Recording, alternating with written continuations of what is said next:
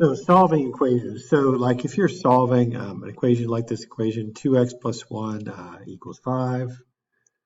So for something like that, you might subtract 1 for both sides. Oops. There we go. Subtract 1 for both sides. And you get 2x equals 4. Divide by 2. Divide by 2. You get x equals 2. And you probably can almost look at that and tell that x equals 2. If you think about it, this is kind of linear in nature. What I mean by that is if I were to graph this, I think that first graph would be a slope of 2, y-intercept of 1, something like that. The other one would look kind of like this. And where they cross, that point where they cross, the x value of that point would be 2, comma, something there, 2, 5, I guess. I say that to say that usually with linear type equations, you have one solution. But do all linear equations have one solution? Well, that's actually a pretty good question. So you'll have solved some linear ones before. Let's try these and just see what happens here. See if they really do have one solution or not. So if I solve this one, I might, you could try subtracting 2x here. If you do that first, you get -1 equals 1. Wow. I could add 1 to both sides if I wanted to. Either way, this is not looking good. 0 equals 2. I don't think that's actually true. I don't think 0 does equal 2. So if you get two values that are not equivalent, that means there is no solution. So the empty set, if you want to be cool, you could do it like this, right? Whoops, like this. Oops.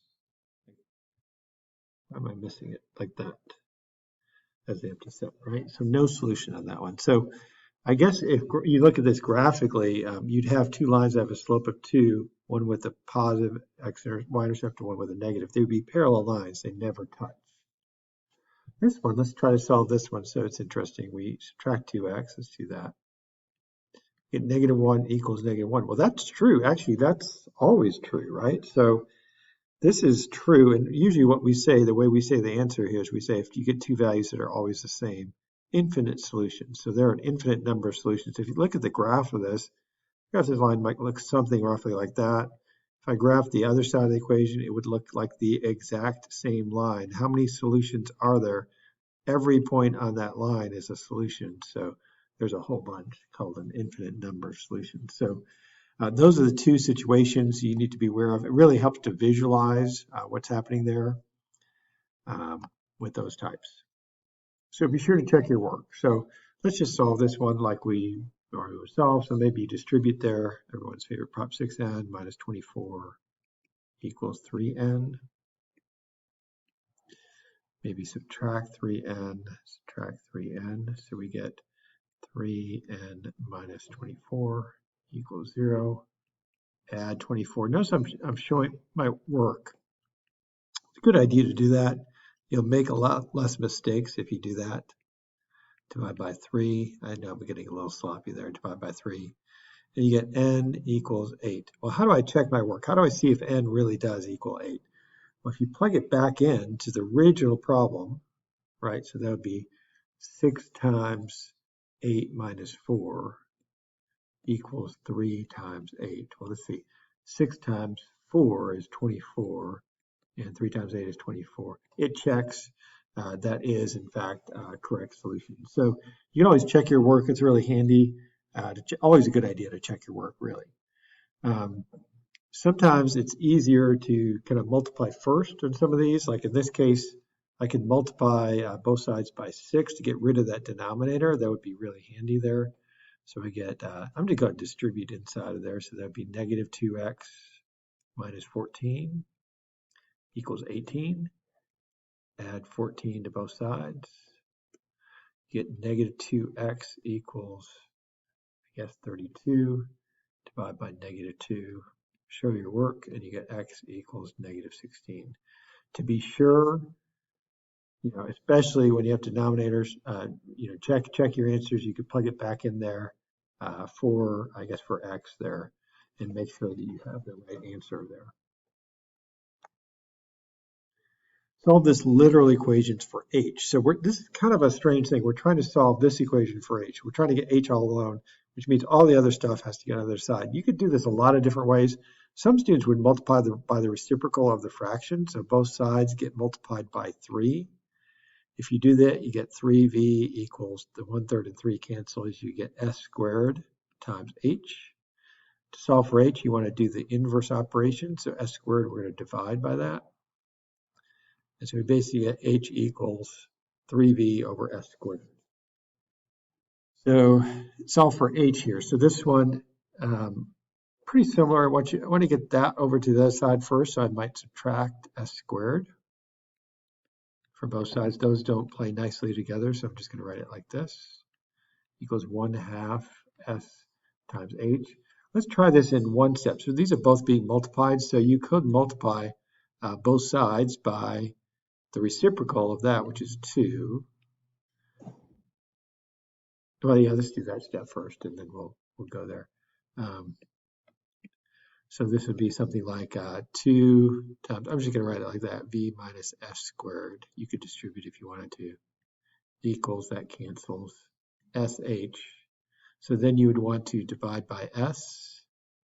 Divide by s. If that's a minus sign, those don't really cancel.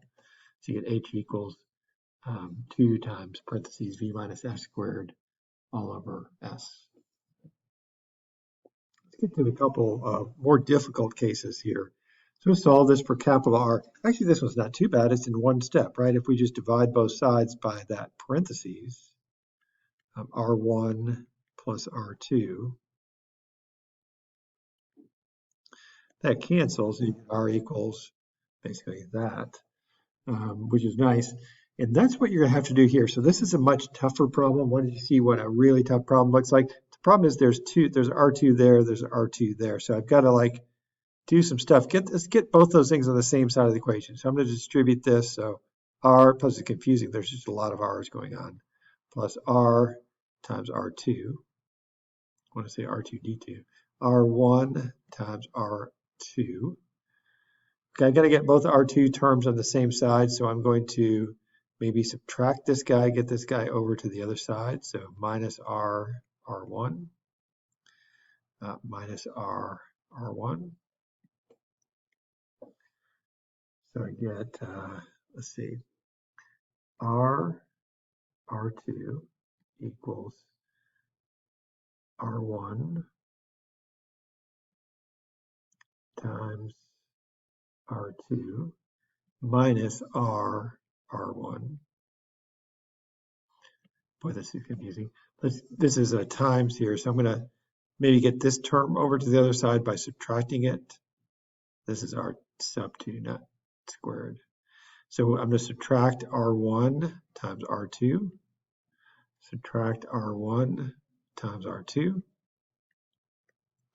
So you get R, wow, we're almost there. R times R2 minus R1 times R2 equals negative R times R1. Wow. Okay, so I don't know if you see it, but do you see the common term? It's in both terms. We need the R2. It's kind of like a GCF. Think of that like a GCF. So if we do this, this is going to pull out a GCF of R sub 2, which is R minus R1 equals negative R sub 1. Last step, we're almost there to solve. We got it all alone, almost. So if we just divide by that parentheses, we'll have it R minus R1, R minus R1. That nicely cancels. You get R2 equals that guy, that fraction. Whew. Wow, this gets tough for sure. Let's just solve this one and see what happens here. So this looks pretty straightforward here. Just distribute, I guess. So 6x minus 5x. I guess plus 20. Be careful to distribute. Negative 5 times negative 4 is positive 20. Equals 2x minus x minus plus 40, because you distribute a negative there. So plus 20. 6x minus 5x is x. Plus 20 equals x plus 20. I'm noticing something here. you might be able to stop right now and know what's going to happen. So you get 20 equals 20. Well, that's true. This must be an infinite number of solutions. Or actually, we should say, let's say all reals. All reals, I'm thinking about it systems. So even back there on this problem, I would not say infinite solutions. I would say it's all reals. I was thinking about it like a system, but really for one equation, we consider that all reals. Sorry about that. At least I caught it before the end of the screencast, though, right? And that is the end of the screencast. So that was just in time.